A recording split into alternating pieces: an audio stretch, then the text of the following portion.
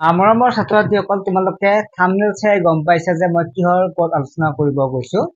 ছাত্ৰ ছাত্ৰীসকল যিটো তোমালোকৰ human research development institute talent search exam, সেই এক্সামটোৰ বিষয়ে মই তোমালোকৰ লগত অৱগত কৰাম। এই পৰীক্ষাটো আমি কেইটামান ইম্পৰ্টেণ্ট লৈছো যে ফুল মাৰ্কছ কিমান থাকে, লগতে টাইম কিমান থাকে, চিলেবাছ কি, লগতে তোমালোকৰ কুৱেশ্যন টাইপ কেনেকুৱা হ'ব বা ৰিজাল্ট কেতিয়া দিব, আটাইখিনি আলোচনা কৰিম। মোৰ হাতত কুৱেশ্যন পেপাৰো আছে। ছাত্ৰ ছাত্ৰীসকল তোমালোকক প্ৰথমতে এটা এটাকে মই কৈ দিম, তাৰ আগতে তোমালোক জনাব বিচাৰো ছাত্ৰ ছাত্ৰী এই পৰীক্ষাটোৰ কাৰণে তোমালোকে যদি কোনো সোৰ্স পোৱা নাই তেতিয়াহ'লে আমাৰ পৰা ল'ব পাৰিবা, PDF হিচাপে পাবা। তোমালোক সম্পূৰ্ণ PDF হিচাপে চিলেবাছৰ ওপৰত ভিত্তি কৰি বনোৱা গৈছে, য'ত মাত্ৰ 49 টকা দিলে তোমালোকে আটাইখিনি পাই যাবা। গতিকে যিটো হোৱাটছএপ নম্বৰ আছে সেই নম্বৰটো SMS কৰি তোমালোকে লৈ ল'ব পাৰা। আৰু ইতিমধ্যে আমি ক্লাছ 6ৰ পৰা 10লৈকে অনলাইন টিউশ্যন কৰি আছো। তোমালোক কোনোবা যদি জইন হ'ব বিচাৰে হ'ব পাৰে। ঠিক আছে, এতিয়া আমাৰ মেইন প্ৰশ্নখিনিলৈকে আহিছো। প্ৰথম প্ৰশ্নটো আছিল যে ফুল মাৰ্কছ কিমান হয়। হিউমেন ৰিচোৰ্চ ডেভেলপমেণ্ট যিটো institute for talent search exam, এই পৰীক্ষাটো 100 নম্বৰ পৰীক্ষা হয়। যোৱা বছৰে 100 নম্বৰ হৈ গৈছে। আৰু লগতে সময় কিমান থাকে, সময় থাকে 1 ঘণ্টা, মানে 1 ঘণ্টাত কৰিব লাগিব।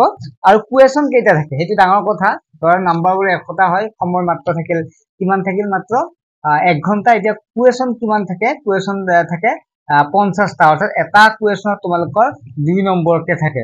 গতিকে তোমালোকে এটা যদি প্ৰশ্ন লিখা তোমালোকে 2 নম্বৰ পাবা। আৰু এটা ইম্পৰ্টেণ্ট, সকলোতকৈ ইম্পৰ্টেণ্ট হৈছে তোমালোকে যিহেতু বহুতে নতুনকে পৰীক্ষাটো দিছে, গতিকে তেওঁলোকে নাজানে এই পৰীক্ষাটোত কি লিখিব লাগিব নে OMR হ'ব। অৰ্থাৎ তোমালোকে গোল গোল কৰি কেনে তোমালোকে দিব লাগিব। গমে পাইছে OMR বুলি ক'লে গমে পাই তোমালোকে গুণোৎসৱ বা সকলোবিলাকতে ব্যৱহাৰ কৰা যিকোনো পৰীক্ষাৰ ক্ষেত্ৰত। গতিকে এই পৰীক্ষাটো হ'ব OMR হ'ব, লিখিব নালাগে তোমালোকে।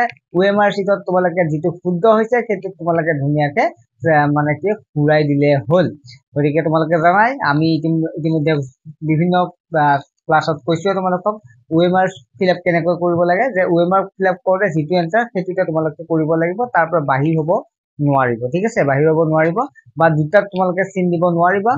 গতিকে সেইটো ইতিমধ্যে সেইবিলাক কৈছো, আৰু তোমালোকে জানাই ইয়াৰ বিষয়ে। যদি নাজানা কমেণ্ট এটা কৰিবা, OMR চিট কেনেকৈ ফিল আপ কৰিব লাগে ভিডিঅ' এটা বনাই দি দিম। ইতিমধ্যে দিছো, আকৌ অকলে দি দিম।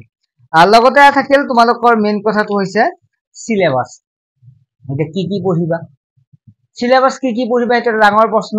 গতিকে চিলেবাছৰ যদি আমি চাওঁ তেতিয়াহ'লে প্ৰথম তোমালোকে চাবা ইংলিছ গ্ৰামাৰ, অৰ্থাৎ ইংলিছ গ্ৰামাৰৰ পৰা তোমালোকৰ কি আহে, প্ৰশ্ন আহে। আৰু ইংলিছ গ্ৰামাৰটো আমি পঢ়াই আছো, আমি যিটো 8, 9, 10 আমি অনলাইন টিউশ্যন কৰিছো তাত ইংলিছ গ্ৰামাৰ পঢ়িছে, যিসকলে আমাৰ লগত জড়িত আছে জানিবই। গতিকে ইংলিছ গ্ৰামাৰটো বহুত ইম্পৰ্টেণ্ট, সেইকাৰণে তোমালোকে আমাৰ অনলাইন ক্লাছত জইন হ'লে হ'ব পাৰিবা। ঠিক আছে, 8ৰ মেথ, চায়েন্স, ছচিয়েল চায়েন্সৰ ইংলিছ গ্ৰামাৰ সম্পূৰ্ণ পঢ়াই দিওঁ। গতিকে এই পৰীক্ষাটোৰ কাৰণে ইংলিছ গ্ৰামাৰটো ইম্পৰ্টেণ্ট। চিলেবাছত প্ৰথম কৈছে ইংলিছ গ্ৰামাৰটো তোমালোকে চাবা।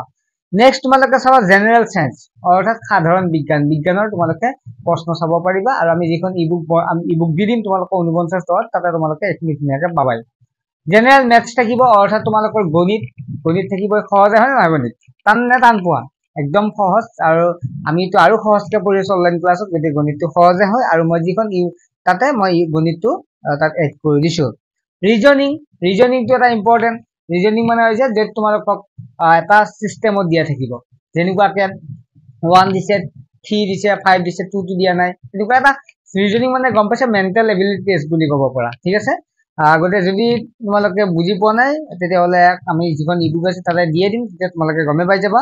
আৰু নেক্সট হ'ল জেনেৰেল নলেজ, অৰ্থাৎ জিকে। জেনেৰেল নলেজ বুলি কওঁতে তোমালোকৰ যিখিনি আমি সাধাৰণ জ্ঞান, মুখ্যমন্ত্ৰীৰ পৰা, ভাৰতৰ প্ৰধানমন্ত্ৰীৰ পৰা যিখিনি আমি জানিব লাগে, আমি সাধাৰণতে ব্যৱহাৰ কৰা সাধাৰণ জ্ঞান আৰু সেইখিনি।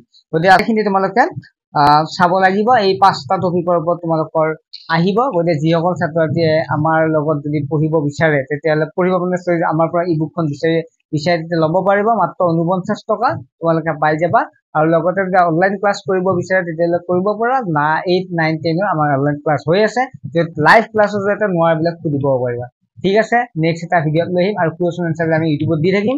তোমালোকে ইউটিউবতো পাবা এই human resource development institute for talent search এক্সামৰ বিষয়ে। ঠিক আছে, বাই।